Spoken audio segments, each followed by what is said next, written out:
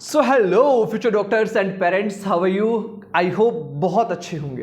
प्यारे बच्चों, ऐसे सभी बच्चे जिनके नंबर नीट 2025 में 400 से कम हैं, क्या ऐसे बच्चों को एक गवर्नमेंट एमबीबीएस सीट मिलेगी? क्या इनको सेमी गवर्नमेंट सीट मिलेगी या इनको किस कोर्स में एडमिशन मिलेगा? आज की इस वीडियो में इसी पे हम बात करेंगे, क्योंकि बहुत सारे पेरेंट्स मेरे पास हर दिन फोन कॉल करते हैं और कहते हैं सर मुझे इस काउंसलर ने बताया कि मेरे को 400 पे जो है सेमी गवर्नमेंट मिल जाएगा या मेरे को ये गवर्नमेंट सीट मिल जाएगी, आप ये फॉर्म फिल करिए या आप मेरे को 5,000-10,000 रुपीज पे करिए, मेरे से पेड काउंसलिंग कराइए और आपको मैं एक गवर्नमेंट सीट दिलवा दूंगा। क्या सच्चाई है? क्या 400 नंबर पे एमबीबीएस की गवर्नमेंट सीट मिलेगी? आज हम इसी विषय पे बात करेंगे। चलिए वीडियो की शुरुआत करते हैं। पहली बात समझिए कि इस बार अगर आपके नंबर 410, 415, 420 है, मतलब 400 से ऊपर है, उस कंडीशन में आपको सेमी गवर्नमेंट सीट भी मिल सकती है और गवर्नमेंट सीट भी मिल सकती है। 450 वालों को गवर्नमेंट सीट मिल जाएगी बहुत आराम से, और 450 से लेकर 400 के बीच के जो बच्चे हैं, 430, 425, 440, इनको सेमी गवर्नमेंट सीट मिलने की स्ट्रांग पॉसिबिलिटी है। लेकिन वो बच्चे जो जनरल से हैं या ईडब्ल्यूएस हैं या जो ओबीसी कैटेगरी से बिलोंग करते हैं और इनके नंबर 400 से कम है, 370, 360, 390, ऐसे बच्चों को गवर्नमेंट और सेमी गवर्नमेंट की एमबीबीएस सीट तो मिलना मुश्किल है।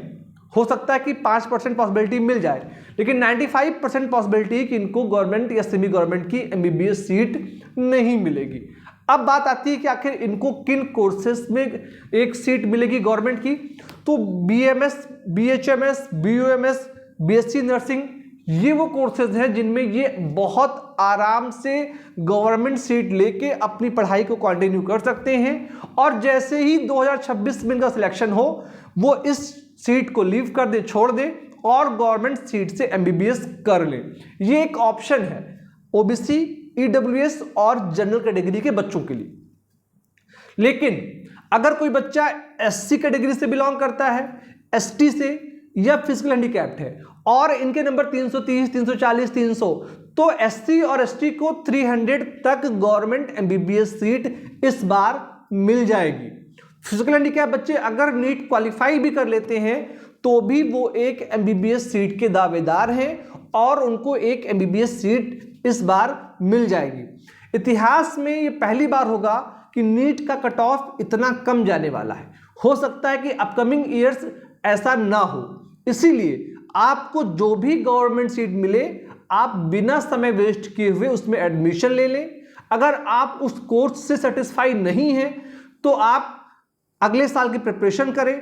अगले साल अगर आपका सिलेक्शन हो जाता है so that's well and good, आपका ईयर वेस्ट नहीं होगा और हो जाएगा। अगर आपने मेहनत किया तो आपको एमबीबीएस मिल जाएगा।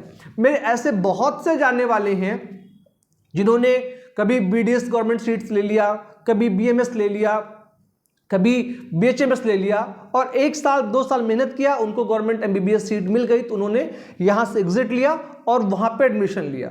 कई बार कुछ कॉलेजेस आपसे एक अमाउंट मांगते हैं 10, 20, 50 हज़ार रुपये, उसको आप दे दीजिए, आपको सीट वो डॉक्यूमेंट्स वापस करेंगे, आप जाके काउंसलिंग कराइए और गवर्नमेंट एमबीबीएस सीट से एमबीबीएस करिए। तो इस बार जो सीट मिले उस सीट को ले लीजिए, उसको प्लीज स्किप मत करिएगा, क्योंकि इंपॉर्टेंट है आपका समय, क्योंकि समय की वैल्यू बहुत ज़्यादा है। समय जाने के बाद दोबारा मौका नहीं मिलेगा। मैं ऐसे बच्चों को जानता हूं जिनको 2023 में, 24 में एमबीबीएस, 22-23 की बता रहा हूं, एमबीबीएस की सेमी गवर्नमेंट सीट मिली या कुछ को तो स्टेट में एमबीबीएस की सीट भी मिली, बट उन्होंने नहीं लिया। उनके ये ख्वाहिश थी कि वो जो टॉप रैंक कॉलेज है वहां जाएं, और समय बीत गया।